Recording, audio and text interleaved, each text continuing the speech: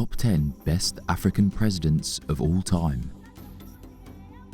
1.4 billion people live in Africa, which has doubled over the years. The continent is a rich catch for business magnates worldwide who aim to dig deeper into the wealth that Africa has to offer.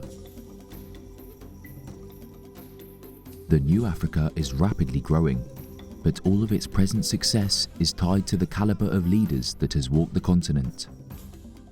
As such, these leaders have provided the blueprints of the African dream being hotly pursued by the new generation. Here are the top 10 best African presidents of all time.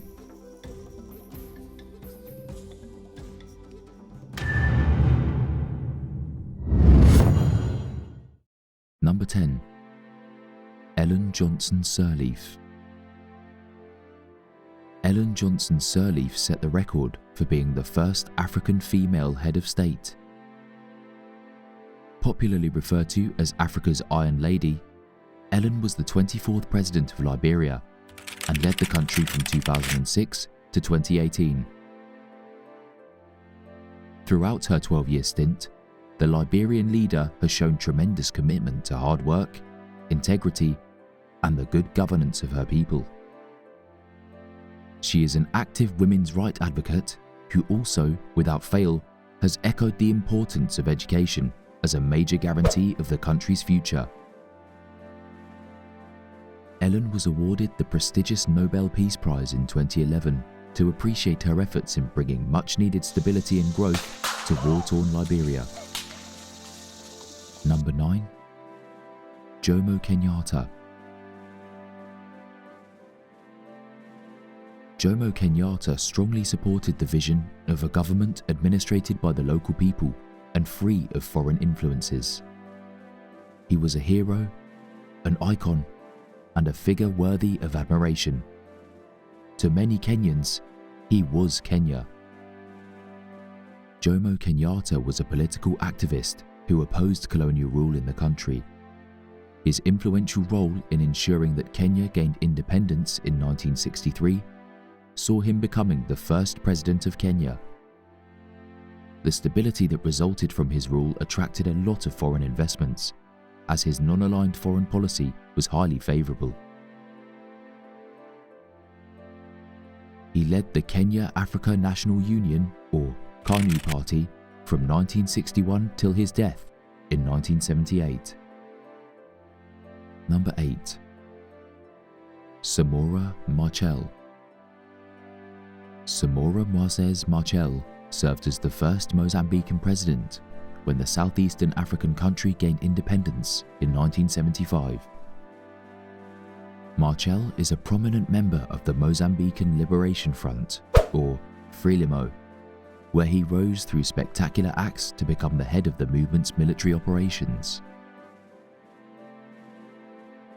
MACHEL was a core Marxist, and soon under his leadership, FRELIMO had the resemblance of a Marxist party. After years of war and cold assassinations, the ever-agile MACHEL was able to secure Mozambique's independence on June 25, 1975. There were widespread jubilations around the country. A dream that Eduardo Mondlane and FRELIMO pursued since 1962, before his assassination in 1969, was about to see the light of day. A month after independence, the new government by SAMORA MACHEL nationalised land and the health and education sectors. No individual privately owned land, and all private schools and hospitals were scrapped. That was not all. MACHEL went further to nationalise all rented houses, although people were allowed to own them. This new development changed the look of Mozambique's metropolis as more people migrated from the suburbs. Sadly, MACHEL's regime was cut short in a plane crash that killed himself and 33 other people. Number 7. Patrice Lumumba. Patrice Lumumba was the foremost patriot for the Congo, who did everything in his power to ensure that his country was on the right path of growth and development. He is the founder of one of the Democratic Republic of Congo's mainstream parties, Mouvement National Congolais, or MNC. Lumumba was also at the forefront of the Congolese agitation for independence. He was the first democratically elected Prime Minister of Congo. Throughout his brief stint as Prime Minister, Lumumba was an ardent preacher of national unity and African independence. Unfortunately, the infant nation fell under the dictatorship of Joseph Mobutu through a military coup that got Patrice Lumumba arrested and assassinated on January 17, 1961. It's a widespread belief that the former Prime Minister was killed in a conspiracy that involved the United States government and the CIA. Number 6. Thomas Sankara. Thomas Isidore Noel Sankara, popularly known as African Che Guevara, was a military captain, a Pan-Africa theorist, a Marxist revolutionary, and a feminist. He was a political and social icon for many young Africans in the 1980s. Thomas Sankara was praised for his integrity and selflessness. He served as the president of Burkina Faso between 1983 and 1987. Sankara came into office by seizing power from the former government in 1983 in an endeavour to eliminate corruption and end the dominance of the former French colonial power. The young 33-year-old regime saw women's empowerment by employing scores of women into public offices and implementing programs that led to an increase in female education. Sankara was a man whose core principles were seen in his way of life. He used one of the cheapest cars in the country as president and replaced all government-owned Mercedes-Benzes with the Renault 5, the same cheap car he used. Sankara went further in his zest for accountability by slashing his salary and that of his cabinet members. He showed himself as a man of the people by breaching the unfavourable gap between the ruling elites and the local people. He is reputed to have changed the country's name from Upper Volta to Burkina Faso. Number 5. Alpha OUMAR KONARE. At number 5 is Alpha OUMAR KONARE, the great Malian who worked tirelessly to transform the fortune of his country. He was president of Mali from 1992 to 2002, serving 2 consecutive 5-year terms. Alpha OUMAR KONARE was one of the major proponents of democracy in Mali. A distinguished gentleman, KONARE has served as the African Union chairperson between 2003 and 2008, and later as the president of the Economic Community of West African States, or ECOWAS, from 1999 to 2000. He is a Pan-Africanist who implemented economic reforms in Mali.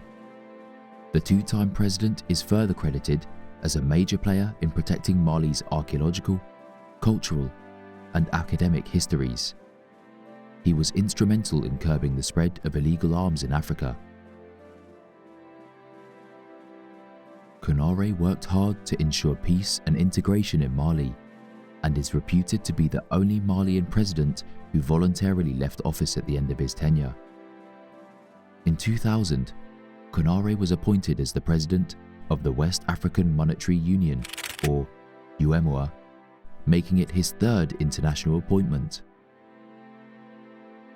It seemed people easily trusted his leadership, and KONARE did not fail them.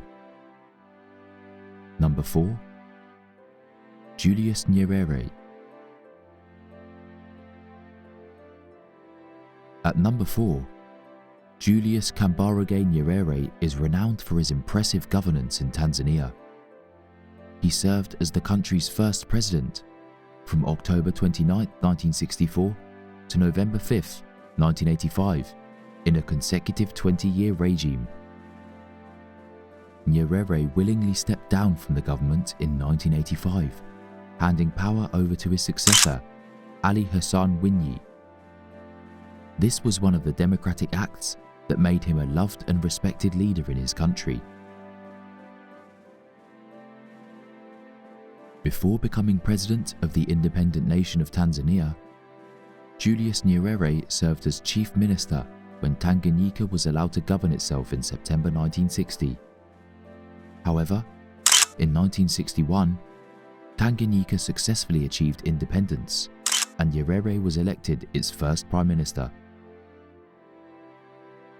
Nyerere's strong resolve against corruption made him a respected figure within and outside his native country.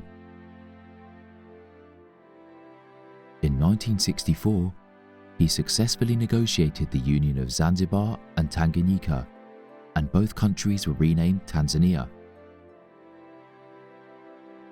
Nyerere publicly opposed the apartheid policies of South Africa. He led a six-man team comprising of prominent African presidents whose main focus was opposing the white supremacy government in South Africa, Zimbabwe, and Namibia. In the late 70s, Nyerere's intervention in the politics of Uganda helped unseat Idi Amin, Africa's most brutal dictator. Nyerere's government also performed excellently in boosting Tanzania's literacy rate, and by the time he left power in 1985, the West African country was politically stable and the economy viable. Number 3. Dr. KWAME Nkrumah. Dr. KWAME Nkrumah is known by many to be the founder of Ghana. His political agitations that birthed the independence of Ghana in 1952 are said to have inspired other African nationalists. At that time, Ghana was called the Gold Coast. Nkrumah often described himself as a non-denominational Christian and Marxist socialist. Interestingly, Nkrumah survived 5 assassination attempts, including having a grenade thrown at him during his tenure as Ghana's first president. His lucky escapes earned him the nickname Osagyefo, or the Redeemer. KWAME Nkrumah also assisted in founding the African Union, or AU, formerly known as the Organization of African Union. Number 2. Haile Selassie. Haile Selassie, popularly known as Ras Tafari Makonnen,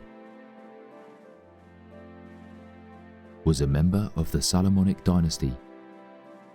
Selassie was in the service of Ethiopia between 1916 to 1930 as its regent. He began to serve as emperor from 1930 to 1974. Selassie's sincere desire for social fairness inspired an unwavering focus on boosting the standard of education in his region. He built schools, and he turned his palace into a university. He vehemently opposed Italy's use of chemical weapons against Ethiopia during the Second Italo-Ethiopian War. Because of his contributions to global development, Ethiopia was made a charter member of the UN. And number 1, Nelson Mandela. The world nods in affirmative that Nelson Mandela is and will remain the greatest African leader of all time. Mandela's memory lives rent-free in the hearts of his countrymen. Mandela, the man with an iron will, sacrificed his freedom to ensure that the apartheid system in South Africa was crushed to its roots. Taking inspiration from the great Indian nationalist Mahatma Gandhi, Mandela ensured that agitations and campaigns were peaceful. He was arrested multiple times and later imprisoned for his activism. He gained his freedom after 27 long years, to become the first president of independent South Africa. After his first tenure as president, Mandela left the reins of power and retired to a quiet life.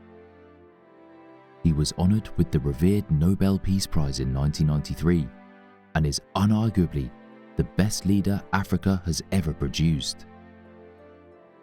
This generation of leaders rose from being active patriots to heralding the African dream that's been shouldered by their political predecessors and, in a larger sense, every African.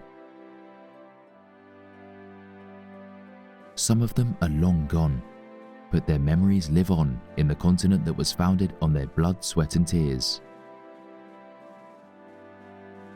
If you found this video interesting, why don't you help get it to more people by liking, subscribing and sharing? Thanks a bunch.